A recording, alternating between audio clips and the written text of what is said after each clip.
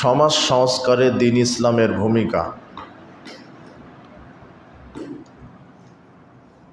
কিভাবে সমাজকে সংস্কার করা যায়?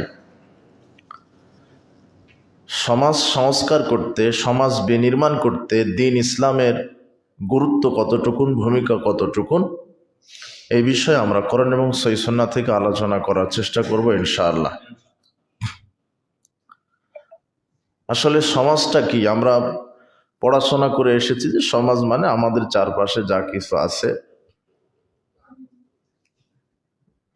যা দেখতে পাই, এগুলি সমাজ। এবং সমাজের অনেক উপাদান। তার সমাজের মৌলিক সম্পদ হচ্ছে মানব সম্পদ। মানুষ ছাড়া সমাজকে কি চিন্তা করা যায়? তাহলে সমাজ সংস্কার বলতেই মূলত কাকে সংস্কার হতে হবে? মানুষকে। মানুষ যদি সংস্কার হয়ে যায় তাহলে পরিবার সংস্কার হয়ে যাবে, পরিবার সংস্কার হলে সমাজ সংস্কার হবে, সমাজ সংস্কার হলে রাষ্ট্র সংস্কার হবে।